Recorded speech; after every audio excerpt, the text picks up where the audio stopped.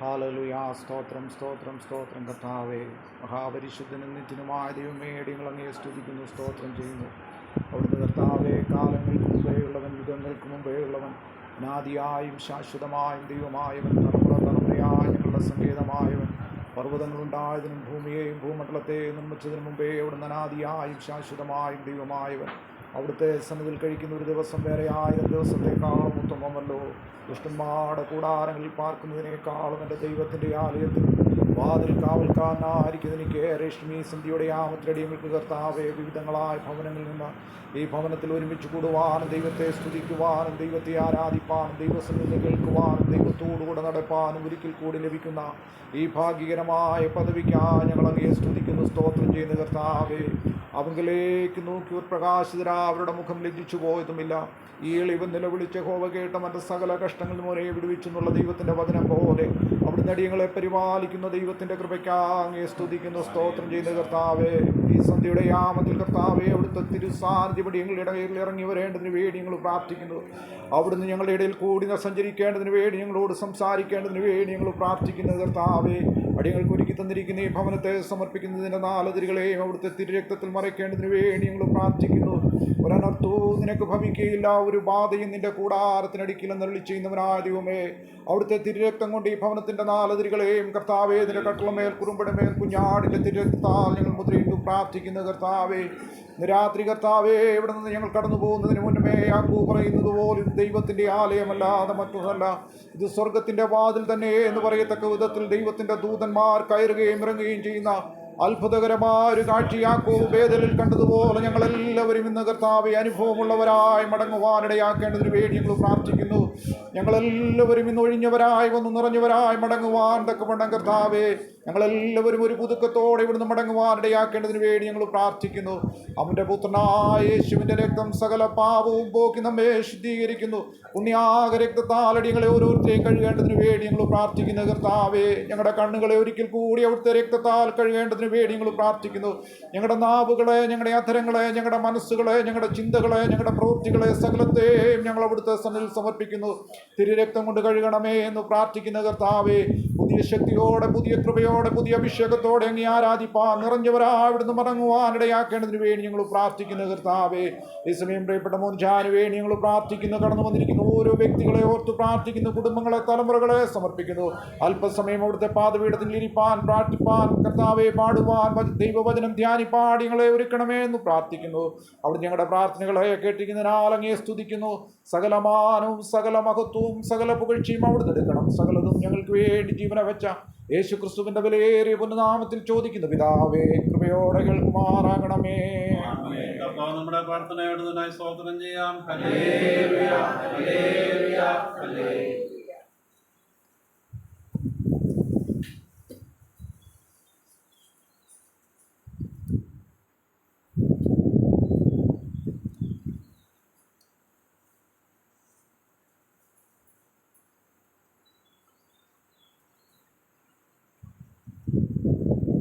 അൻപത്തിനാലാമത്തെ പ്രാർത്ഥന.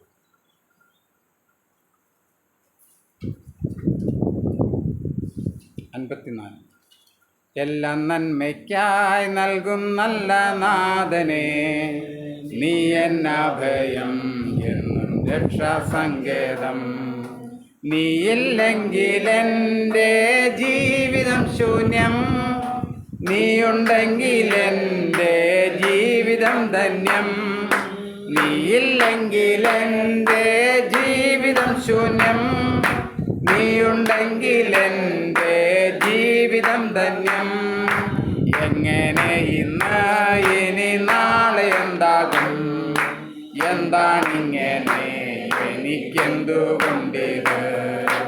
എങ്ങനെ ഇന്ന് ഇനി നാളെ എന്താകും, എന്താണിങ്ങനെ എനിക്കെന്തുകൊണ്ടിത്. നിലവുകളെല്ലാം മുന്നമേ അവൻ അറിഞ്ഞവനുള്ളിൽ ധൈര്യമതേകി. നിലവുകളെല്ലാം മുന്നമേ അവൻ അറിഞ്ഞവനുള്ളിൽ ധൈര്യമതേകി. വഴി നടത്തി എത്ര അതിശയമാ നന്ദിയുണ്ടെന്നും നാഥാ നിൻ കൃപ മതി. വഴി നടത്തി എന്ന അതിശയമാ നന്ദിയുണ്ടെന്നും നാഥാ നിൻ കൃപ മതി. എല്ലാം നന്മയ്ക്കായി നൽകും നല്ല നാഥനെ, നീ എന്നഭയം എന്നും രക്ഷാസങ്കേതം. നീയില്ലെങ്കിൽ എൻ്റെ ജീവിതം ശൂന്യം, നീയുണ്ടെങ്കിൽ എൻ്റെ ജീവിതം ധന്യം. നീയില്ലെങ്കിൽ എൻ്റെ ജീവിതം ശൂന്യം, നീയുണ്ടെങ്കിൽ എൻ്റെ ജീവിതം ധന്യം. മുന്നിൽ ചെങ്കടൽ, പിന്നിൽ ഫറവോൻ സൈന്യം, എല്ലാം തകർന്നു ഇനി ജീവിതം വേണ്ട. മുന്നിൽ ചെങ്കടൽ, പിന്നിൽ ഫറവോൻ സൈന്യം, എല്ലാം തകർന്നു ഇനി ജീവിതം വേണ്ട. വിചാരങ്ങളെല്ലാം മുന്നമേ അവൻ അറിഞ്ഞവനുള്ളിൽ ആശകളേകി. വിചാരങ്ങളെല്ലാം മുന്നമേ അവൻ അറിഞ്ഞവനുള്ളിൽ ആശകളേകി. വഴി നടത്തി എത്ര അതിശയമാ നന്ദിയുണ്ടെന്നും നാഥാ നിൻ കൃപ മതി. വഴി നടത്തി എത്ര അതിശയമാ നന്ദിയുണ്ടെന്നും നാഥാ നിൻ കൃപ മതി. എല്ലാം നന്മയ്ക്കായി നൽകും നല്ല നാഥനെ, നീ എന്നഭയം എന്നും രക്ഷാസങ്കേതം. നീയില്ലെങ്കിൽ എൻ്റെ ജീവിതം ശൂന്യം, നീയുണ്ടെങ്കിൽ എൻ്റെ ജീവിതം ധന്യം. നീയില്ലെങ്കിൽ എൻ്റെ ജീവിതം ശൂന്യം, നീയുണ്ടെങ്കിൽ എൻ്റെ ജീവിതം ധന്യം. രോഗം മാറില്ല, രോഗം വിധി എഴുതി, ശോകം നിറഞ്ഞു മനം ഭീതിയിലായി. രോഗം മാറില്ല, രോഗം വിധി എഴുതി, ശോകം നിറഞ്ഞു മനം ഭീതിയിലായി. ആകുലങ്ങളെല്ലാം മുന്നമേ അവൻ അറിഞ്ഞവനെന്നിൽ വിടുതൽ നൽകി. ആകുലങ്ങളെല്ലാം മുന്നമേ അവൻ അറിഞ്ഞവനെന്നിൽ വിടുതൽ നൽകി. വഴി നടത്തി എത്ര അതിശയമാ നന്ദിയുണ്ടെന്നും നാഥാ നിൻ കൃപ മതി. വഴി നടത്തി എത്ര അതിശയമാ നന്ദിയുണ്ടെന്നും നാഥാ നിൻ കൃപ മതി. എല്ലാം നന്മയ്ക്കായി നൽകും നല്ല നാഥനെ, നീ എന്നഭയം എന്നും രക്ഷാസങ്കേതം. നീയില്ലെങ്കിൽ എൻ്റെ ജീവിതം ശൂന്യം, നീയുണ്ടെങ്കിൽ എൻ്റെ ജീവിതം ധന്യം. നീയില്ലെങ്കിൽ എൻ്റെ ജീവിതം ശൂന്യം, നീയുണ്ടെങ്കിൽ എൻ്റെ ജീവിതം ധന്യം.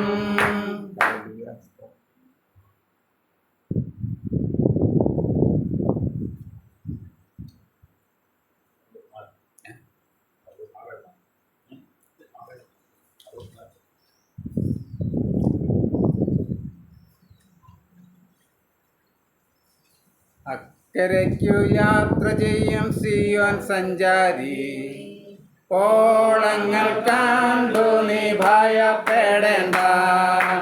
അക്കരയ്ക്കു യാത്ര ചെയ്യും സിയോൻ സഞ്ചാരി, ഓളങ്ങൾ കണ്ടു നീ ഭയപ്പെടേണ്ട. കാറ്റിനെയും കടലിനെയും നിയന്ത്രിപ്പാൻ കഴിവുള്ളോൻ പടകിലുണ്ട്.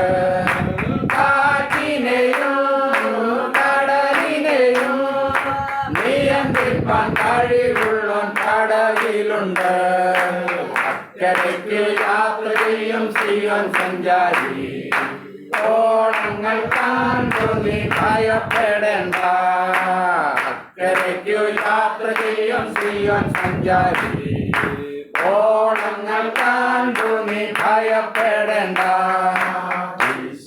വിശ്വാസമാം പടകിൽ യാത്ര ചെയ്യുമ്പോൾ കണ്ടു വലിച്ചു നീ അലഞ്ഞിടുമ്പോൾ വിശ്വാസമാം പടകിൽ യാത്ര ചെയ്യുമ്പോൾ കണ്ടു വലിച്ചു നീ അലഞ്ഞിടുമ്പോൾ ഭയപ്പെടേണ്ട കർത്തൻ കൂടെയുണ്ട് അടുപ്പിക്കും സ്വർഗീയ തുറമുഖത്ത് ഭയപ്പെടേണ്ട കർത്തൻ കൂടെയുണ്ട് അടുപ്പിക്കും സ്വർഗീയ തുറമുഖത്ത് അക്കരയ്ക്കു യാത്ര ചെയ്യും സിയോൻ സഞ്ചാരി ഓണങ്ങൾ കണ്ടു നീ ഭയപ്പെടേണ്ട അക്കരയ്ക്കു യാത്ര ചെയ്യും സിയോൻ സഞ്ചാരി ഓണങ്ങൾ കണ്ടു നീ ഭയപ്പെടേണ്ട എന്റെ ദേശം ഇവിടെയല്ല ഇവിടെ ഞാൻ പരദേശവാസിയാണല്ലോ എന്റെ ദേശം ഇവിടെയല്ല ഇവിടെ ഞാൻ പരദേശവാസിയാണല്ലോ അക്കരെയാണ് എന്റെ ശാശ്വത നാട് അവിടെ എനിക്കൊരുക്കുന്ന ഭവനമുണ്ട് അക്കരെയാണ് എന്റെ ശാശ്വത നാട് അവിടെ എനിക്കൊരുക്കുന്ന ഭവനമുണ്ട് അക്കരയ്ക്ക് യാത്ര ചെയ്യും സിയോൻ സഞ്ചാരി ഓളങ്ങൾ കണ്ടു നീ ഭയപ്പെടേണ്ട അക്കരയ്ക്കു യാത്ര ചെയ്യും സിയോൻ സഞ്ചാരി ഓളങ്ങൾ കണ്ടു നീ ഭയപ്പെടേണ്ട വിളക്കാണ് ഇരുളൊരു ലേശവും അവിടെയില്ല വിളക്കാണ് ഇരുളൊരു ലേശവും അവിടെയില്ല കരുമെനിക്ക് കിരീടമൊന്ന് ധരിപ്പിക്കും അവൻ എന്നെ ഉത്സവവസ്ത്രം കരുമെനിക്ക് കിരീടമൊന്ന് ധരിപ്പിക്കും അവൻ എന്നെ ഉത്സവവസ്ത്രം അക്കരയ്ക്കു യാത്ര ചെയ്യും സിയോൻ സഞ്ചാരി ഓണങ്ങൾ കണ്ടു നീ ഭയപ്പെടേണ്ട അക്കരയ്ക്കു യാത്ര ചെയ്യും സിയോൻ സഞ്ചാരി ഓണങ്ങൾ കണ്ടു നീ ഭയപ്പെടേണ്ട കാറ്റിനെയും കടലിനെയും നിയന്ത്രിപ്പാൻ കഴിവുള്ള കടവിലുണ്ട് കാറ്റിനെയും കടലിനെയും നിയന്ത്രിപ്പാൻ കഴിവുള്ള കടവിലുണ്ട് അക്കരയ്ക്കു യാത്ര ചെയ്യും സിയോൻ സഞ്ചാരി ഓണങ്ങൾ കണ്ടു നീ ഭയപ്പെടേണ്ട അക്കരയ്ക്കു യാത്ര ചെയ്യും സിയോൻ സഞ്ചാരി ഓണങ്ങൾ കണ്ടു നീ ഭയപ്പെടേണ്ട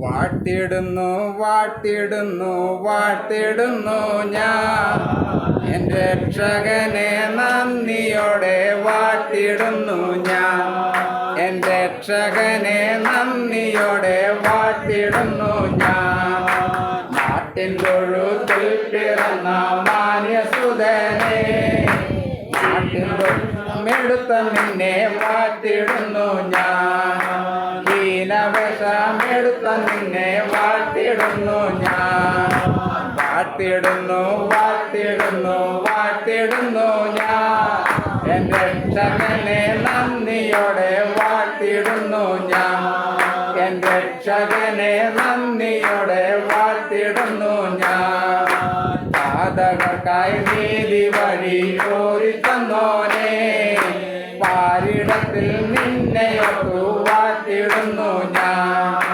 പാരിടത്തിൽ നിന്നെയൊത്തു വാഴ്ത്തിടുന്നു ഞാൻ വാഴ്ത്തിടുന്നു വാഴ്ത്തിടുന്നു വാഴ്ത്തിടുന്നു ഞാൻ എൻ്റെ രക്ഷകനെ നന്ദിയോടെ വാഴ്ത്തിടുന്നു ഞാൻ. എൻ രക്ഷകനെ നന്ദിയോടെ വാഴ്ത്തിടുന്നു ഞാൻ. കുരിശെടുത്തു മലമുകളിൽ നടന്നു പോയോനെ തൃപ്പാദം കണ്ടും ചുംബിച്ചപ്പോൾ വാഴ്ത്തിടുന്നു ഞാൻ. തൃപ്പാദം കണ്ടും ചുംബിച്ചപ്പോൾ വാഴ്ത്തിടുന്നു ഞാൻ. വാഴ്ത്തിടുന്നു വാഴ്ത്തിടുന്നു വാഴ്ത്തിടുന്നു ഞാൻ. എൻ രക്ഷകനെ നന്ദിയോടെ വാഴ്ത്തിടുന്നു ഞാൻ. എൻ രക്ഷകനെ നന്ദിയോടെ വാഴ്ത്തിടുന്നു ഞാൻ. കുരിശിലേറി മരിച്ചുയർത്തു സ്വർഗ്ഗപോയോനെ നിത്യം ജീവിക്കുന്നവനെ വാഴ്ത്തിടുന്നു ഞാൻ. നിത്യം ജീവിക്കുന്നവനെ വാഴ്ത്തിടുന്നു ഞാൻ. വാഴ്ത്തിടുന്നു വാഴ്ത്തിടുന്നു വാഴ്ത്തിടുന്നു ഞാൻ. എൻ രക്ഷകനെ നന്ദിയോടെ വാഴ്ത്തിടുന്നു ഞാൻ. എൻ രക്ഷകനെ നന്ദിയോടെ വാഴ്ത്തിടുന്നു ഞാൻ. ദൂതരുമായി മേഘവാഹനെ വരുന്നോനെ വേഗം നിന്നെ കാൺമതിനായി കാത്തിടുന്നു ഞാൻ. വേഗം നിന്നെ കാൺമതിനായി കാത്തിടുന്നു ഞാൻ. വാഴ്ത്തിടുന്നു വാഴ്ത്തിടുന്നു വാഴ്ത്തിടുന്നു ഞാൻ. എൻ രക്ഷകനെ നന്ദിയോടെ വാഴ്ത്തിടുന്നു ഞാൻ. എൻ രക്ഷകനെ നന്ദിയോടെ വാഴ്ത്തിടുന്നു ഞാൻ. വരവിൽ മുന്നണിയിൽ നിന്നിടുമേ ഞാൻ. വാട്ടി വാട്ടി നിന്നിടുമേ നിൻ വരവിനായി. വാട്ടി വാട്ടി നിന്നിടുമേ നിൻ വരവിനായി. വാഴ്ത്തിടുന്നു വാഴ്ത്തിടുന്നു വാഴ്ത്തിടുന്നു ഞാൻ. എൻ രക്ഷകനെ നന്ദിയോടെ വാഴ്ത്തിടുന്നു ഞാൻ. എൻ രക്ഷകനെ നന്ദിയോടെ വാഴ്ത്തിടുന്നു ഞാൻ. എന്നുമേകെ വന്നു കാണാം രക്ഷകനെ ഞാൻ. നോക്കി നോക്കി കാത്തിടുന്നേ നിൻ വരവിനായി. നോക്കി നോക്കി കാത്തിടുന്നേ നിൻ വരവിനായി. വാഴ്ത്തിടുന്നു വാഴ്ത്തിടുന്നു വാഴ്ത്തിടുന്നു ഞാൻ. എൻ രക്ഷകനെ നന്ദിയോടെ വാഴ്ത്തിടുന്നു ഞാൻ. എൻ രക്ഷകനെ നന്ദിയോടെ വാഴ്ത്തിടുന്നു ഞാൻ. എൻ രക്ഷകനെ നന്ദിയോടെ വാഴ്ത്തിടുന്നു ഞാൻ.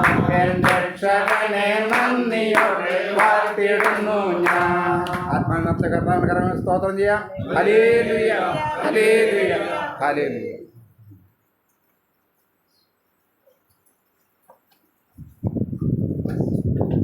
സങ്കീർത്തനങ്ങൾ 85.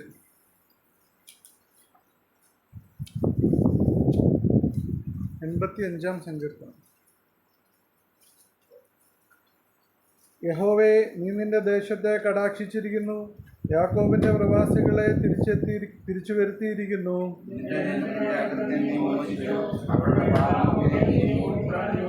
നിന്റെ ക്രോധം മുഴുവനും നീ അടക്കിക്കളഞ്ഞു.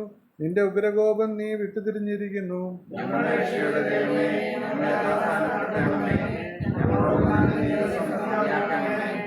നീ എന്നും ഞങ്ങളോട് കോപിക്കുമോ? തലമുറ തലമുറയോളം നിന്റെ കോപം ദീർഘിച്ചിരിക്കുമോ?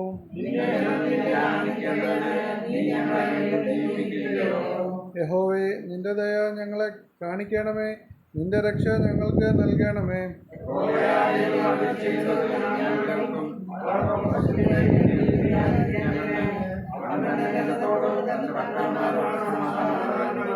തിരുമുഖത്ത് നമ്മുടെ ദേശത്തിൽ വസിക്കേണ്ടതിന് അവന്റെ രക്ഷ അവന്റെ ഭക്തന്മാരോട് അടുത്തിരിക്കുന്നു നിശ്ചയം.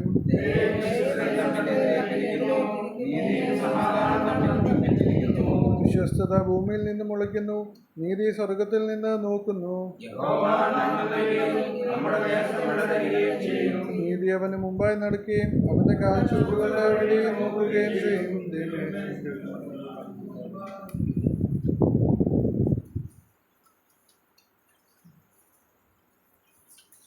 ദൈവനാമത്തിന് മഹത്വം ഉണ്ടാകട്ടെ. എബ്രായ ലേഖനം അതിൻ്റെ 2-ാം അധ്യായം 1-ാമത്തെ വാക്യം. അതുകൊണ്ട് നാം ഒരിക്കലും ഒഴുകി അകന്നു പോകാതിരിക്കേണ്ടതിന് കേട്ടത് അധികം ശ്രദ്ധയോടെ കരുതിക്കൊള്ളേണ്ടത് ആവശ്യമാകുന്നു. ഇവിടെ എബ്രാലേഖനം നമ്മോട് പറയുകയാണ് ഇരിക്കാതിരിക്കാൻ വേണ്ടി പറയുകയാണ്. യേശുവിനെക്കുറിച്ച് കേട്ടിട്ട് അധികം ശ്രദ്ധയോടെ കരുതിക്കൊള്ളേണ്ട ആവശ്യമാണ്. കാരണം അധികം ശ്രദ്ധയോടെ നമ്മൾ അത് കരുതിയില്ലെങ്കിൽ നമ്മൾ ഒഴുകിപ്പോവും. ഒഴുകുക എന്ന് പറഞ്ഞാൽ നമ്മൾ ഒഴുക്കിൽപ്പെട്ട് കഴിഞ്ഞാൽ നമ്മൾ സ്വാഭാവികമായിട്ടും മരണം സംഭവിക്കാൻ ഇടയാകുന്ന ഒരു സംഭവമാണ്. അതുപോലെ തന്നെ നമ്മൾ വിശ്വാസത്തിൽ നിന്ന് നമ്മൾ ഒഴുകിപ്പോയാൽ, അത് ക്രിസ്തുവിൻ്റെ സ്നേഹത്തിൽ നിന്ന് നമ്മൾ പിന്മാറിപ്പോയാൽ നമുക്ക് വിശ്വാസത്യാഗം സംഭവിക്കുകയും ക്രിസ്തുവിൽ നിന്ന് അകന്നു പോവുകയും ചെയ്യും. ഇതിനെക്കുറിച്ച് ഒരു ഭക്തൻ പറഞ്ഞിരിക്കുന്നത് ഒരു ബോട്ടിനോടാണ് ഇതിനെ ഉപമിച്ചിരിക്കുന്നത്. ആ ബോട്ട് നങ്കൂരം ഇട്ടില്ലെങ്കിൽ അത് സമുദ്രത്തിലായിരിക്കുമ്പോൾ അത് ഒഴുകി പോവുകയും അതിന് നാശം സംഭവിക്കുകയും ചെയ്യും. അതുപോലെ തന്നെ നമ്മൾ ക്രിസ്തുവിൻ്റെ വചനത്തിൽ നമ്മൾ നങ്കൂരമിട്ട് ക്രിസ്തുവാകുന്ന പാറയിൽ ഉറച്ചു നിന്നെങ്കിൽ മാത്രമേ നമുക്ക് ആ ക്രിസ്തുവിൽ ജീവിക്കുവാനും ആ നിത്യതയിൽ എത്തിച്ചേരുവാനും നമുക്ക് സാധിക്കില്ല. അല്ലെങ്കിൽ നമ്മളെ സംബന്ധിച്ചോളം നമ്മൾ ഒഴുകി നടക്കുന്ന ഒരു അനുഭവം, നമ്മൾ എങ്ങും എത്താതെ ക്രിസ്തുവിന് തിരിച്ചൊരിക്കലും ആ കർത്താവിലേക്ക് വരാൻ സാധിക്കാതെ പോകുന്നൊരു അവസ്ഥ വരും. ഈ ലേഖനം പറയുന്നത് നമ്മൾ വിശ്വാസികളെക്കുറിച്ച് തന്നെയാണ് ഇവിടെ ലേഖനം പറയുന്നത്. അത് കഴിഞ്ഞ് അതിൻ്റെ 2-ാമത്തെ വാക്യത്തിൽ പറയുന്നത്, ദൂതന്മാർ മുഖാന്തരം അരുളി ചെയ്ത വചനം സ്ഥിരമായിരിക്കുകയും ഓരോ ലംഘനത്തിലും അനുസരണക്കേടിന് ന്യായമായ പ്രതിഫലം ലഭിക്കുകയും ചെയ്തുവെങ്കിൽ. ദൂതന്മാർ മുഖാന്തരം അരുളി ചെയ്ത വചനം സ്ഥിരമായിരിക്കുകയും. എന്താണ് ഈ ദൂതന്മാർ മുഖാന്തരം അരുളി ചെയ്ത വചനം? അപ്പോസ്തല പ്രവൃത്തി അതിൻ്റെ 7-ാം അധ്യായം അതിൻ്റെ 53-ാമത്തെ വാക്യത്തിൽ പറയുന്നു. 7:53 ഇങ്ങനെ പറയുന്നു, അവന് നിങ്ങൾ ഇപ്പോൾ ദ്രോഹികളും കൊലപാതകളും ആയിത്തീർന്നിരിക്കുന്നു. നിങ്ങൾ ദൈവദൂതന്മാരുടെ നിയോഗമായി ന്യായപ്രമാണം പ്രാപിച്ചുവെങ്കിലും അത് പ്രമാണിക്കുന്നില്ല. ദൈവദൂതന്മാരുടെ നിയോഗത്താൽ ന്യായപ്രമാണം നമുക്ക് ലഭിച്ചു. അതായത് ന്യായപ്രമാണത്തെക്കുറിച്ചാണ് പറയുന്നത്. നമുക്ക് അതുപോലെ തന്നെ ഗലാത്യ ലേഖനത്തിലും അതിനെക്കുറിച്ച് തന്നെ ദൂതന്മാർ മുഖാന്തരം ന്യായപ്രമാണം തരുന്നതിനെക്കുറിച്ച് പറയുന്നുണ്ട്. അതിൻ്റെ 3-ാം അധ്യായം അതിൻ്റെ 19-ാമത്തെ വാക്യത്തിൽ പറയുന്നു, എന്നാൽ ന്യായപ്രമാണം എന്തിന്? വാഗ്ദത്തം ലഭിച്ച സന്തതി വരുവോളം അത് ലംഘനങ്ങൾ നിമിത്തം കൂട്ടിച്ചേർത്തതും ദൂതന്മാർ മുഖാന്തരം മധ്യസ്ഥൻ്റെ കയ്യിൽ ഏൽപ്പിക്കുന്നതായിരുന്നു.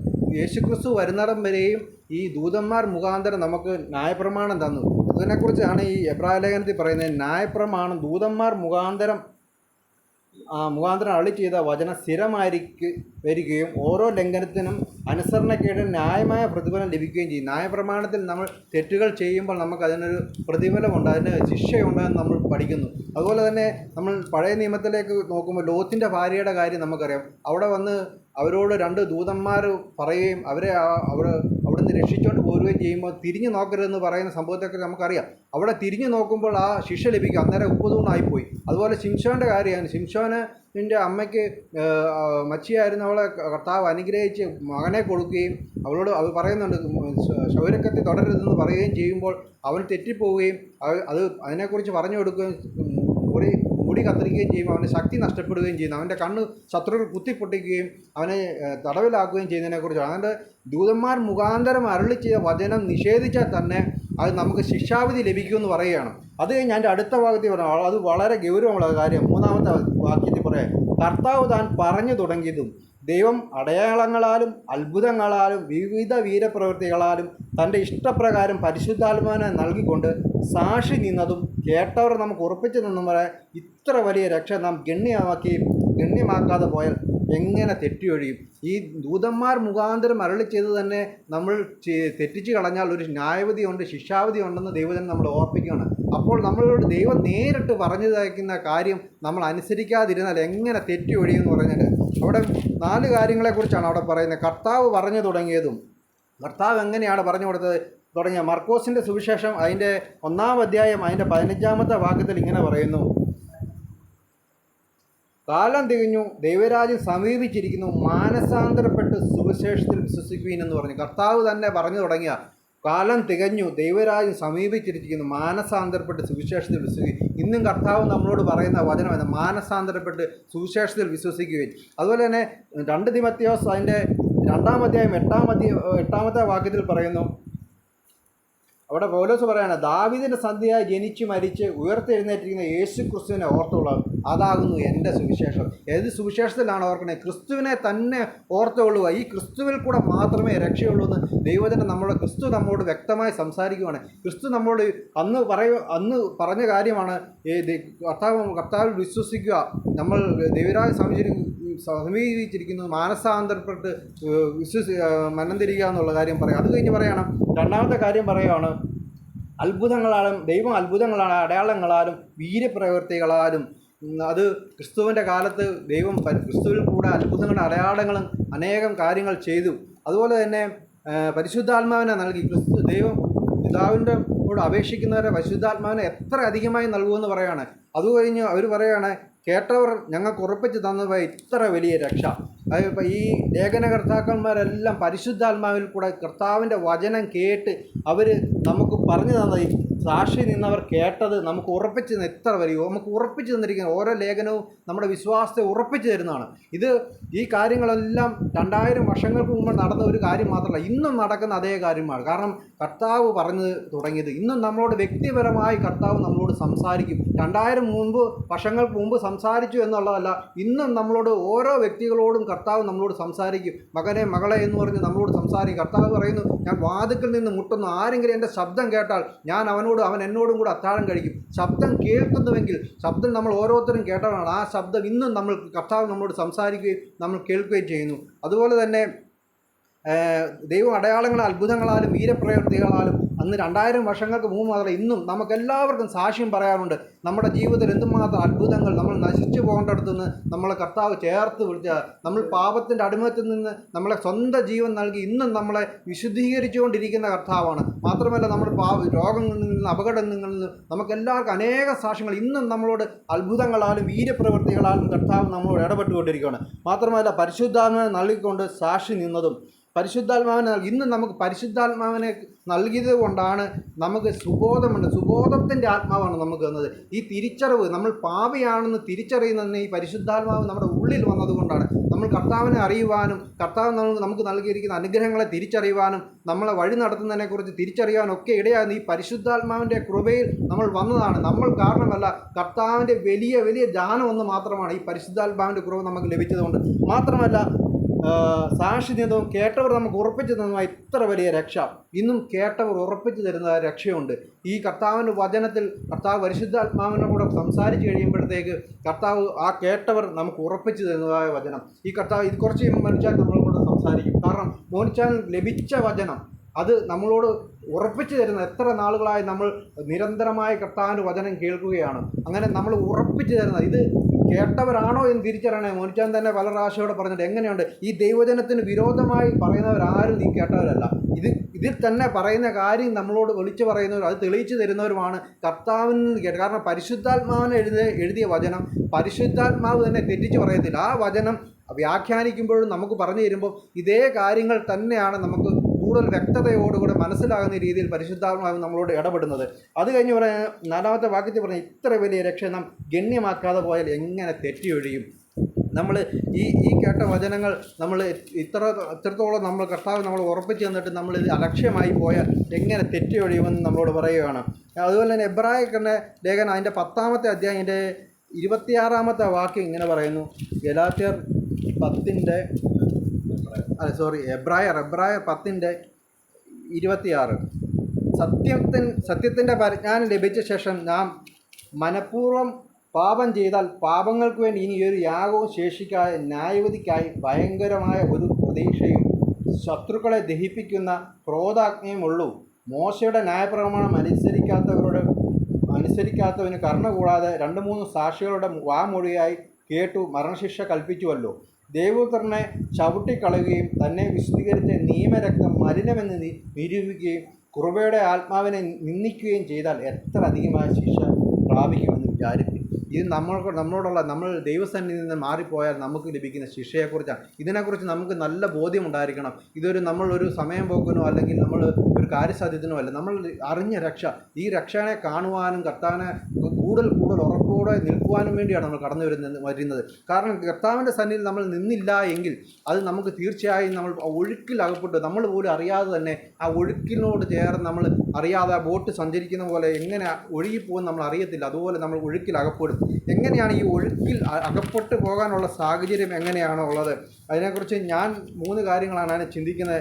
ഒന്ന്, സ്വയം നീതീകരണം. നമുക്ക് എപ്പോഴും നമ്മൾ ചിന്തിക്കാറുള്ള പരീക്ഷൻ്റെയും ചുങ്കക്കാരൻ്റെയും ആ ഒരു മനോഭാവം, സ്വയം നീതീകരണം. നമുക്കെപ്പോഴും സംഭവിക്കാൻ, ഒരു വിശ്വാസിയെ സംബന്ധിച്ചോളം അവൻ്റെ ജീവിതത്തിൽ സംഭവിക്കാവുന്ന ഏറ്റവും വലിയൊരു അബദ്ധവും വരാൻ സാധ്യതയുള്ളതുമായ ഒരു കാര്യമാണ് ഞാൻ നീതിമാൻ. കാരണം നമുക്ക് ഒത്തിരി പറയാനുണ്ട്. നമ്മൾ ക്രിസ്തുവിനോട് മാത്രമേ പ്രാർത്ഥിക്കുന്നു, നമ്മൾ കൂട്ടായ്മയിൽ പോകുന്നുണ്ട്, വചനം പഠിക്കുന്നുണ്ട്, നമുക്ക് വചനം അറിയാം, അങ്ങനെ പല കാര്യങ്ങളും നമുക്ക് പറയാനുണ്ട്. നമ്മൾ ഉപസ്ഥിതിക്കും, അല്ലെങ്കിൽ നമ്മൾ കർത്താവിനോട് ചേർന്നിരിക്കുന്നു, അങ്ങനെയൊക്കെ പറയാനുണ്ട്. പക്ഷേ നമ്മൾ കർത്താവിൻ്റെ ഉള്ളിൽ നമ്മൾ എപ്പോഴും നമ്മൾ കർത്താവിൻ്റെ മുമ്പിലിരിക്കുമ്പോൾ നമ്മുടെ കുറവുകൾ, അല്ലെങ്കിൽ നമ്മൾ എത്രത്തോളം പാപിയാണെന്നുള്ള തിരിച്ചറിവ് നമുക്ക് ഉണ്ടായിരിക്കണം. എങ്കിൽ മാത്രമേ ക്രിസ്തുവിനോട് കൂടുതൽ ചേർന്ന് ജീവിക്കാൻ നമുക്ക് ഇടയായി തീരുള്ളൂ. നമ്മൾ കുഴപ്പമില്ല മാന്യമായിട്ട്, അല്ലെങ്കിൽ കർത്താവിന് മുമ്പിൽ നമ്മൾ മിടുക്കനാണെന്നുള്ള ചിന്താഗതി നിൽക്കുന്നതെന്ന് തോന്നുന്ന നേരം വീഴാതിരിക്കാൻ സൂക്ഷിച്ചുകൊള്ളുന്ന ദൈവജനം നമ്മളെ ഓർപ്പിക്കുന്നു.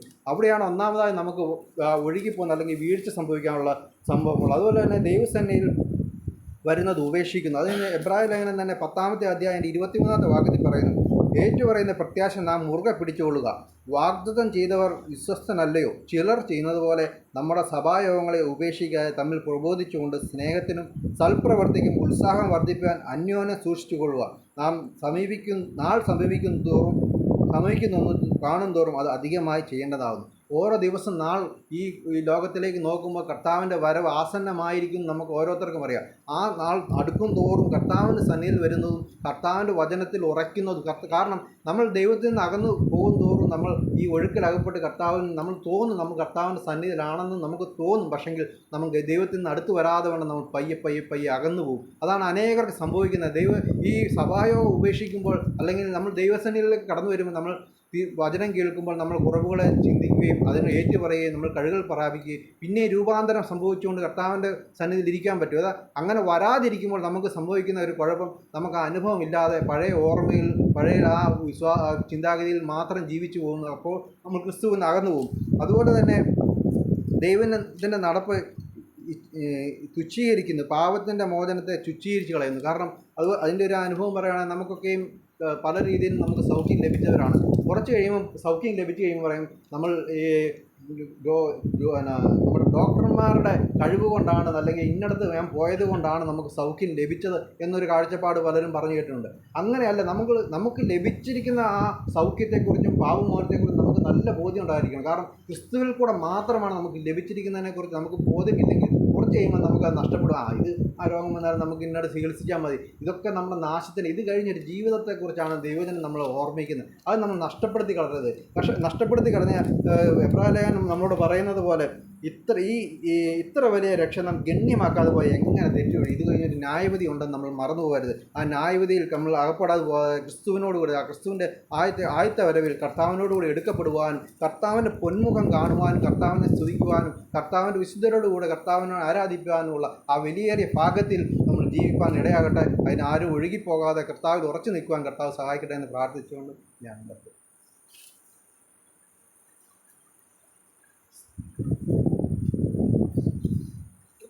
ദൈവനാമം മഹത്വപ്പെടട്ടെ. മരിച്ചുയർത്തെഴുന്നേറ്റ ക്രിസ്തുവിനെ ഇന്നും ജീവിക്കുന്നുവെന്ന് നിങ്ങളുടെ മുമ്പാകെ സാക്ഷ്യം പറയാനാണ് ഞാനിന്ന് ഇവിടെ നിൽക്കുന്നത്. കാൽവറി ക്രൂശിലെ സ്നേഹമേ, എന്നെ വീണ്ടെടുത്ത മകൾ സ്നേഹമേ, പൊന്നു മാർവിലാണ് ചിടും സ്നേഹമേ, എൻ്റെ കണ്ണീർ തുടച്ചിടും സ്നേഹമേ. അതെ, ആ സ്നേഹത്തിൻ്റെ മുന്നിൽ ഞാൻ നമിക്കുന്നു. അപ്പം നിങ്ങൾക്കെല്ലാവർക്കും അറിയാൻ, കഴിഞ്ഞ 3 ആഴ്ചയായിട്ട് ഞാൻ എൻ്റെ വലത് കൈ പൊക്കാൻ മേലാതെ അതിവേദനയാൽ ഭാരപ്പെട്ടുകൊണ്ട് ഇരിക്കുകയായിരുന്നു. പല പ്രാവശ്യം ഡോക്ടറെ പോയി കണ്ടു. പല പെയിൻ കില്ലറുകൾ മണിക്കൂറുകൾ ഇടവിട്ട് ഞാൻ കഴിക്കുകയുണ്ടായി. മാത്രമല്ല പെയിൻ കില്ലർ ഡ്രിപ്പായിട്ട് കൂടെ 2 ദിവസം പോയി എടുത്തു. അതുപോലത്തെ അതിവേദനയായിരുന്നു. ആ വേദനയാൽ ഇങ്ങനെ ഭാരപ്പെട്ട് ഇങ്ങനെ ഇരുന്നു. ഡോക്ടർ പറഞ്ഞു ഒരു ഇഞ്ചക്ഷൻ എടുത്താൽ ചിലപ്പം മാറുമായിരിക്കും, അങ്ങനെ വരെയും ചിന്തിച്ചു. അപ്പം ഞാൻ അത് ഒത്തിരി പ്രാർത്ഥിച്ചു, കർത്താവെ ആ ഇഞ്ചക്ഷൻ എടുക്കാൻ ഇടവരല്ലേ എന്നൊക്കെ ഒത്തിരി പ്രാർത്ഥിച്ചു. അങ്ങനെ ഇരിക്കുമ്പോഴാണ് കഴിഞ്ഞ സൺഡേയിൽ അച്ചായൻ മർക്കോസിൻ്റെ സുവിശേഷം വചന ശുശ്രൂഷയിൽ കൂടി 11-ാം അധ്യായം 23-ാം വാക്യം നമ്മളോട് ശുശ്രൂഷിക്കപ്പെടുന്നത്. ഞാനൊന്നുകൂടെ വായിക്കാം. ആരെങ്കിലും തൻ്റെ ഹൃദയത്തിൽ സംശയിക്കാതെ താൻ പറയുന്നത് സംഭവിക്കും എന്ന് വിശ്വസിച്ചുകൊണ്ട് ഈ മലയോടെ നീ നീങ്ങി കടലിൽ ചാടുക എന്ന് പറഞ്ഞാൽ അവൻ പറഞ്ഞതുപോലെ സംഭവിക്കും എന്ന് ഞാൻ സത്യമായിട്ട് നിങ്ങളോട് പറയുന്നു. അതുകൊണ്ട് നിങ്ങൾ പ്രാർത്ഥിക്കുമ്പോൾ യാചിക്കുന്നതൊക്കെയും ലഭിച്ചു എന്ന് വിശ്വസിപ്പിൻ, എന്നാൽ അത് നിങ്ങൾക്ക് ഉണ്ടാകും. അപ്പം ഞാൻ ആ സമയത്ത് വളരെ പ്രാർത്ഥനയോടെ ഈ വചനം വിശ്വസിച്ചുകൊണ്ട് ഏറ്റെടുത്തുകൊണ്ട് ഞാൻ വളരെ ധൈര്യത്തോടെ ഞാൻ പ്രാർത്ഥിച്ചു.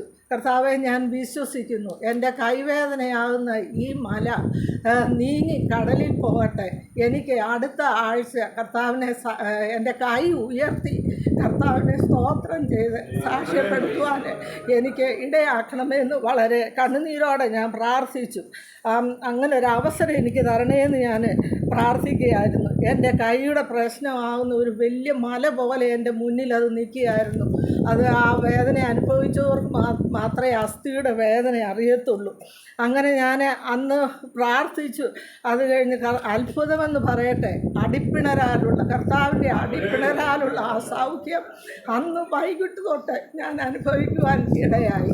അത് മാത്രമല്ല, നിങ്ങളെല്ലാവരും എനിക്ക് വേണ്ടി ഇവിടെയും പ്രാർത്ഥിച്ചു. അതുപോലെ തന്നെ ആലമ്പള്ളിയിലും എല്ലാം കൂട്ടായ്മകളിലും പരിപാടിയിലും ഒക്കെ പ്രാർത്ഥിച്ചു. നിങ്ങളെല്ലാവരും എനിക്ക് വേണ്ടി പ്രാർത്ഥിച്ചു.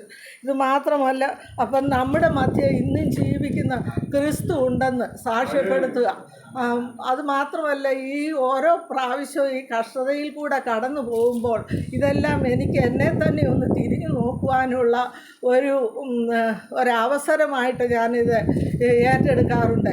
എന്നിലെ കുറവാണോ, ഞാനത് ഇരുന്ന് ചിന്തിക്കാറുണ്ട്. കർത്താവെ, എന്നാണ് ഞാൻ ഇനിയും തിരുത്തേണ്ടതുണ്ടോ, ഞാൻ എൻ്റെ കർത്താവിൻ്റെ ആ സ്വഭാവത്തിലേക്ക് വരാൻ ഇനി എന്തെല്ലാം മാറ്റങ്ങൾ എനിക്കുണ്ടാകണം എന്നൊക്കെ ചിന്തിച്ചുകൊണ്ടിരിക്കുമ്പോഴാണ് വാവച്ചൻ എനിക്ക് സദൃശവാക്യം 3:7 ഒരു വാക്യം എനിക്ക് അവന് ഫോണിൽ കൂടെ ഇട്ടു തന്നത്. ഞാനത് നിങ്ങൾക്ക് വായിക്കാം. നിനക്ക് തന്നെ നീ ജ്ഞാനിയായി തോന്നരുത്, യഹോവയെ ഭയപ്പെട്ട് ദോഷം വിട്ടുമാറുക, അതു നിൻ്റെ നാഭിക്ക് ആരോഗ്യവും അസ്ഥികൾക്ക് തണുപ്പുമായിരിക്കും.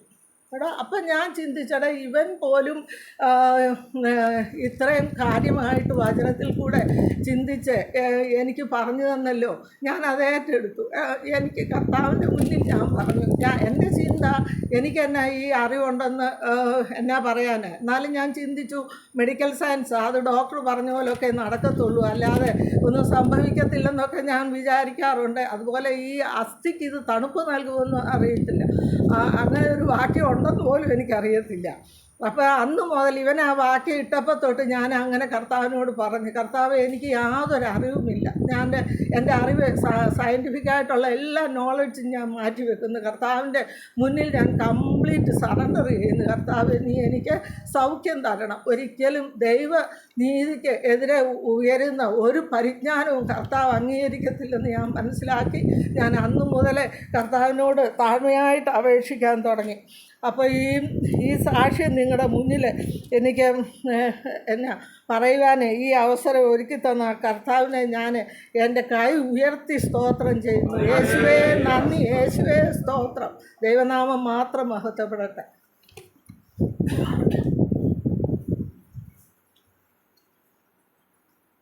ആനിലൂടെ കേൾപ്പിച്ച ജീവനുള്ള സാക്ഷ്യത്തിനായിട്ട് കർത്താവിനെ സ്തുതിക്കാം. Hallelujah, hallelujah, hallelujah.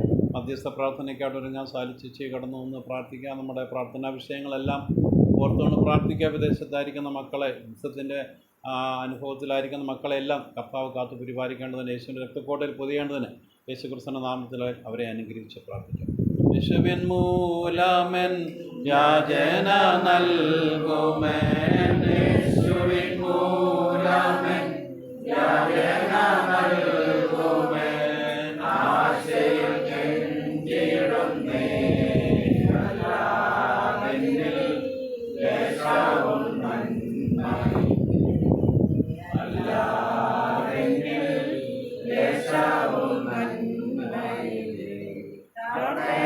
കേൾക്കണമേ കർത്താവേ, യാചന നൽകുമെൻ.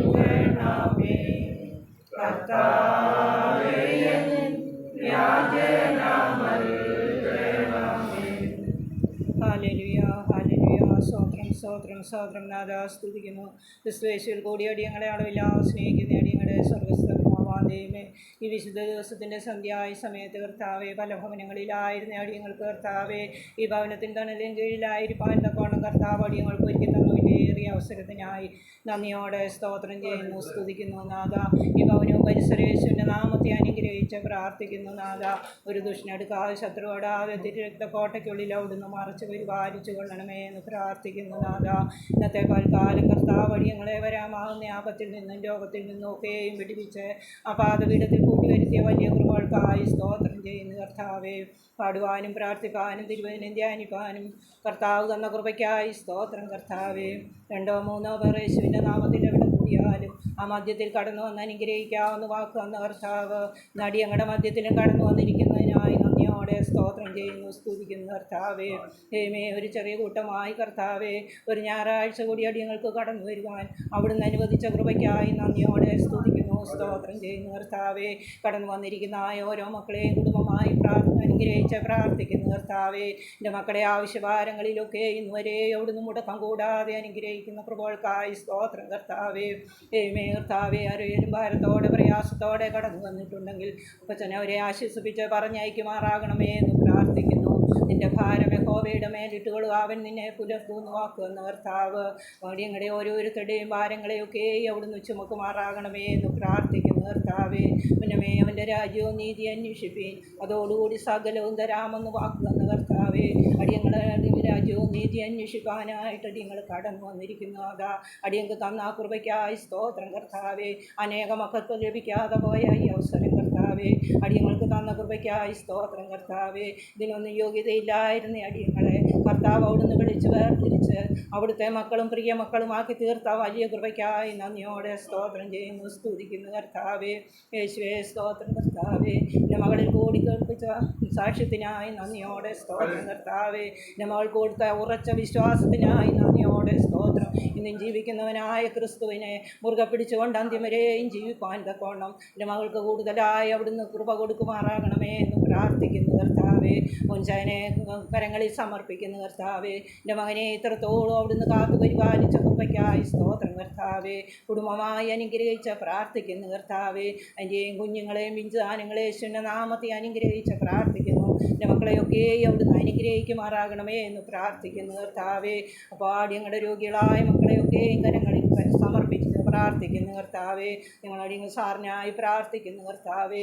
എൻ്റെ മകനെ അവിടുന്ന് ബലപ്പെടുത്തണമേ, ശക്തീകരിക്കണമേ കർത്താവെ. അവിടുന്ന് കർത്താവ് ആരോഗ്യവും ബലവും അവിടുന്ന് കൊടുക്കണമേ. അടിയങ്ങളോടുകൂടെ കടന്നു വരുവാൻ തക്കോണം എൻ്റെ മകനെ അവിടുന്ന് ബലപ്പെടുത്തണമേ എന്ന് പ്രാർത്ഥിക്കുന്നു കർത്താവെ. യേശുവേ സ്തോത്രം, യേശുവേ നന്ദി കർത്താവെ. എൻ്റെ ദൈവത്തിന് നന്ദിയോടെ സ്തോത്രം കർത്താവെ. ദൈവമേ, അടിയങ്ങളുടെ വിവാഹപ്രായമായ കുഞ്ഞുങ്ങളെയൊക്കെയും കരങ്ങളിൽ സമർപ്പിച്ച് പ്രാർത്ഥിക്കുന്നു കർത്താവെ. കർത്താവെ, അവരെ 2 പേരെയും എൻ്റെ അപ്പനെ അവിടുന്ന് കാണുമാറാകണമേ. അവർക്ക് കർത്താവെ തക്കതായ തുണകളെ കർത്താവ് അവിടുന്ന് കരുതുമാറാകണമേ എന്ന് പ്രാർത്ഥിക്കുന്നു. അനുവിനായി ജനുവിനായി അടിയങ്ങൾ പ്രാർത്ഥിക്കുകയാണ് കർത്താവെ. പ്രാർത്ഥിക്കുമ്പോൾ പ്രവർത്തിക്കുന്ന കർത്താവ് തക്കതായ തുണകളെ കൊടുത്തവരെ അനുഗ്രഹിക്കണമേ എന്ന് പ്രാർത്ഥിക്കുന്നു. അവരെ ആ പാദപീഠത്തിലേക്ക് അടിയൻ സമർപ്പിച്ച് പ്രാർത്ഥിക്കുന്നു കർത്താവെ. യേശുവേ സ്തോത്രം, യേശുവേ നന്ദി കർത്താവെ. കർത്താവെ, ഇന്ന് കടന്നു വരാൻ സാധിക്കാഞ്ഞ മക്കളെയൊക്കെയും കരങ്ങളിൽ ഏൽപ്പിക്കുന്നു. അവരൊക്കെ ആയിരിക്കുന്നിടത്ത് കർത്താവിൻ്റെ കരം കൂടിയിരിക്കുമാറാകണമേ എന്ന് പ്രാർത്ഥിക്കുന്നു കർത്താവെ. ദൈവമേ, വചനവുമായി എഴുന്നേറ്റ് നിൽക്കുമ്പോൾ ആ ക്രൂശൻ്റെ മറവിൽ അവിടുന്ന് മറച്ചു നിർത്തി അടിയങ്ങൾക്ക് വേണ്ടുന്ന വചനം തന്ന് അനുഗ്രഹിക്കണമേ എന്ന് പ്രാർത്ഥിക്കുന്നു കർത്താവെ. കേൾക്കുന്ന വചനങ്ങൾ അടിയങ്ങളുടെ ഹൃദയത്തിൻ്റെ മാംസപ്പലകയിൽ പരിശുദ്ധാത്മാവിനാൽ അവിടുന്ന് എഴുതി തരുമാറാകണമേ എന്ന് പ്രാർത്ഥിക്കുന്നു. അത് അടിയങ്ങളിൽ 30 വർഗവും 100 മേനി ഫലം ലഭിക്കുമാറാകണമേ എന്ന് പ്രാർത്ഥിക്കുന്നു. ദുഷ്ടൻ പെറുക്കി കളയാതെ വണ്ണം എൻ്റെ കർത്താവ് അടിയങ്ങളുടെ ഹൃദയത്തിൻ്റെ മാംസപ്പലകയിൽ പരിശുദ്ധാത്മാവിനാൽ അവിടുന്ന് എഴുതി തരുമാറാകണമേ എന്ന് പ്രാർത്ഥിക്കുന്നു കർത്താവെ. വെറുതെ കേട്ടവരായിട്ടല്ല കർത്താവെ, കാര്യങ്ങൾക്ക് അനുഗ്രഹമായി തീരണമേ. ക്രിസ്തുവിലുള്ള വിശ്വാസമായി പരിണമിച്ച് കർത്താവെ അടിയങ്ങൾക്ക് ഓരോരുത്തർക്കും അത് ഉപകാരമാക്കി തരണമേ എന്ന് പ്രാർത്ഥിക്കുന്നു കർത്താവെ. ദൈവമേ, ഓൺലൈൻ വഴിയായി വചനം ശ്രവിക്കുന്ന മക്കളെയും കരങ്ങളിൽ സമർപ്പിക്കുന്നപ്പോൾ അവരുമായിരിക്കുന്നിടത്ത് കർത്താവിൻ്റെ കരം കൂടിയിരിക്കുമാറാകണമേ എന്ന് പ്രാർത്ഥിക്കുന്നു.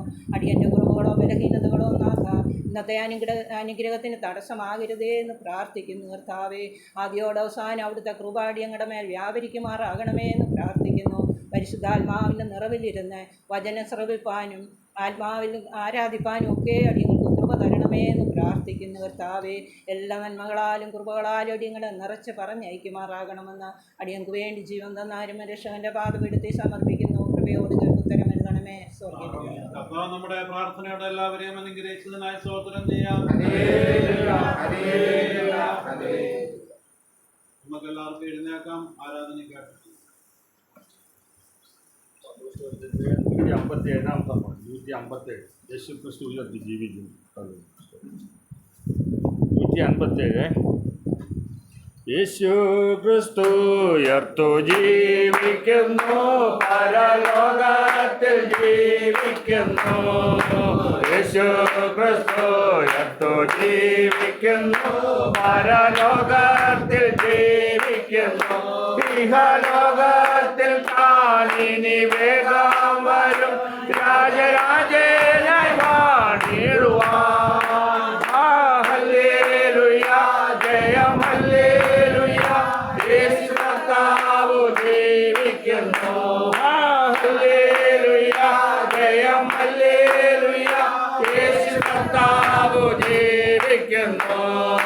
കൊല്ലുന്ന മരണത്തിൻ ഘോരതര വിഷപ്പല്ലു തകർന്നകയാ. കൊല്ലുന്ന മരണത്തിൻ ഘോരതര വിഷപ്പല്ലു തകർന്നകയാൽ ഇനി ചെല്ലും ഭയം എന്റെ മൃത്യുവിനെ നമ്മൾ വെല്ലുവിളിക്കുകയാ. ഹല്ലേലൂയ, ജയം ഹല്ലേലൂയ, യേശു കർത്താവ് ജീവിക്കുന്നു. ഹല്ലേലൂയ, ജയം ഹല്ലേലൂയ, യേശു കർത്താവ് ജീവിക്കുന്നു. എന്നേശു ജീവിക്കും ഞാനും എന്നേക്കും ജീവിക്കയാ. എന്നേശു ജീവിക്കും ഞാനും എന്നേക്കും ജീവിക്കയാ. ഇനി തന്നെ പിരിഞ്ഞൊരു ജീവിതമില്ല, എനിക്കെല്ലാം എൻ്റെ സുവർത്തേ. ഹല്ലേലൂയ, ജയം ഹല്ലേലൂയ, യേശു കർത്താവ് ജീവിക്കുന്നു. ഹല്ലേലൂയ, ജയം ഹല്ലേലൂയ, യേശു കർത്താവ് ജീവിക്കുന്നു. മണ്ണിലെ നിത്യവാസമെന്നെ യേശുവിൽ മുന്നിൽ മഹത്വത്തിലാ. മണ്ണിലെ നിത്യവാസമെന്നെ യേശുവിൽ മുന്നിൽ മഹത്വത്തിലാ. ഇനി പിന്നില വീട്ടിൽ ചെന്നെത്തുന്ന നാടുകൾ എണ്ണി ഞാൻ പാർത്തിടുന്നു. ഹല്ലേലൂയ, ജയം ഹല്ലേലൂയ, യേശു കർത്താവ് ജീവിക്കുന്നു. ഹല്ലേലൂയ, ജയം ഹല്ലേലൂയ, യേശു കർത്താവ് ജീവിക്കുന്നു. ഹല്ലേലൂയ, ജയം ഹല്ലേലൂയ, യേശു കർത്താവ് ജീവിക്കുന്നു. ഹല്ലേലൂയ, ജയം ഹല്ലേലൂയ, യേശു കർത്താവ് ജീവിക്കുന്നു. ഹല്ലേലൂയ, ജയം ഹല്ലേലൂയ, യേശു കർത്താവ് ജീവിക്കുന്നു. ഹല്ലേലൂയ, ഹല്ലേലൂയ, ഹല്ലേലൂയ, രക്തം ജയ, രക്തം ജയ, രക്തം ജയ, രക്തം Jaya. Hallelujah, hallelujah, hallelujah, hallelujah, hallelujah, hallelujah, hallelujah, hallelujah, hallelujah, hallelujah, hallelujah, hallelujah.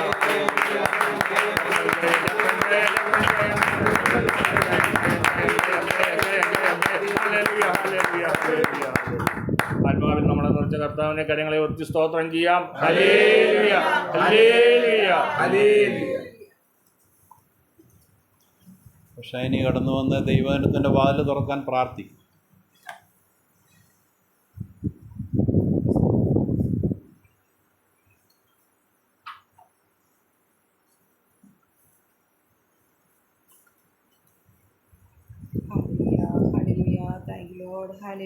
Hallelujah.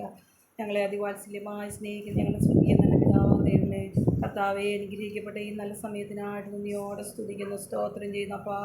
ഏഴകളാകുന്ന അടിയങ്ങൾക്ക് കർത്താവെ ഒരു പ്രാവശ്യം കൂടെ അരുമനാഥൻ്റെ പൊന്നുമുഖത്തേക്ക് നോക്കി അപ്പാ പിതാവേ എന്ന് വിളിക്കുവാൻ തക്കവണ്ണം സാധുക്കളാകുന്ന അടിയങ്ങളെ കർത്താവെ വിവിധയിടങ്ങളിലായിരുന്ന അടിയങ്ങളെ അവിടുന്ന് കൂട്ടി വരുത്തി ഈ ഭവനത്തിൻ്റെ തണലിലേക്ക് കൊണ്ടുവന്ന വൻകൃപയ്ക്കായിട്ട് നന്ദിയോടെ സ്തുതിക്കുന്നു, സ്തോത്രം ചെയ്യുന്നു കർത്താവേ.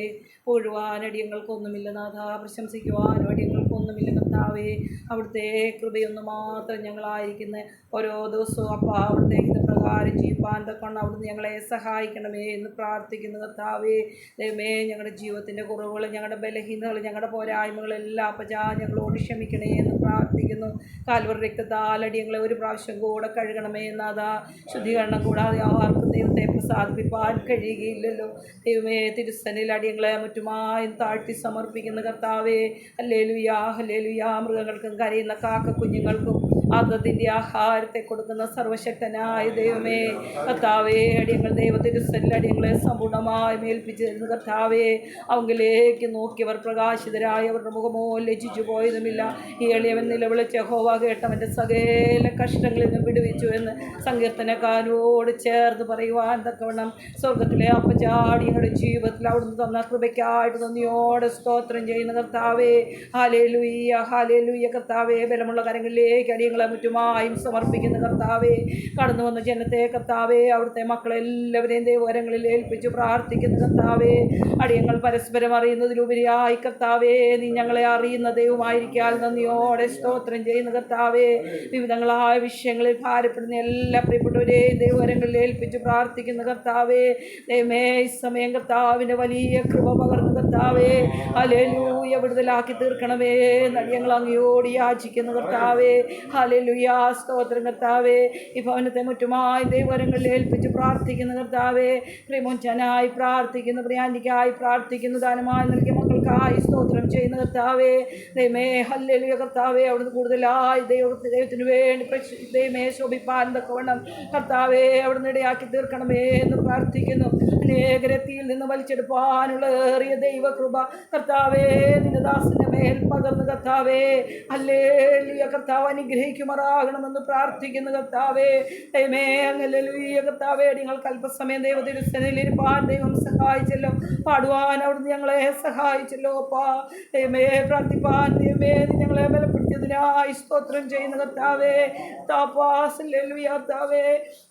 തിരുവചനത്തിൽ നിന്ന് ശുശ്രൂഷിപ്പാൻ തക്കവണ്ണം കർത്താവേ. ദൈവമേ, ഹല്ലേലൂയ കർത്താവേ. എൻ്റെ മകനെ അവിടുന്ന് എടുത്ത് ഉപയോഗിക്കുമാറാകണമെന്ന് പ്രാർത്ഥിക്കുന്ന കർത്താവേ. ദൈവമേ, ക്രിസ്തുവിൻ്റെ മറവിൽ നിന്നുകൊണ്ട് ദൈവമേ വചനം ശുശ്രൂഷിപ്പാൻ തക്കവണ്ണം കർത്താവ് ഇടയാക്കി തീർക്കണമേ എന്ന് പ്രാർത്ഥിക്കുന്ന കർത്താവേ. അടിയങ്ങൾക്ക് ആവശ്യമായ ആലോചന കർത്താവേ. Hallelujah, hallelujah. അവിടുന്ന് കർത്താവേ കേൾക്കുവാൻ തക്കവണ്ണം ദൈവത്തിൻ്റെ പരിശുദ്ധാത്മാവിൻ്റെ ദിവ്യ ശക്തി പകർന്ന് കർത്താവേ. ഹല്ലേലൂയ കർത്താവേ. ഹല്ലേലൂയ. അത് അടിയങ്ങളുടെ ജീവിതത്തിന് അനുഗ്രഹമായി തീരുവാൻ, വിടുതലായി തീരുവാൻ, സന്തോഷവും സമാധാനവുമായി തീരുവാൻ തക്കവണ്ണം ദൈവം ഇടയാക്കി തീർക്കണമേ എന്ന് പ്രാർത്ഥിക്കുന്ന കർത്താവേ. അടിയങ്ങളെ മുറ്റുമായി ദൈവകരങ്ങളിൽ സമർപ്പിക്കുന്ന കർത്താവേ. ഹല്ലേലൂയ കർത്താവേ. അവിടുന്ന് അടിയങ്ങളുടെ പ്രാർത്ഥന കേട്ട കൃപയ്ക്കായി സ്തോത്രം ചെയ്യുന്നു. എല്ലാം യേശുവിന്റെ പുണ്യനാമത്തിനെ ചോദിക്കുന്നത് ഏതോ നീ കേൾക്കണമേ സ്വർഗീയ നല്ല പിതാവേ.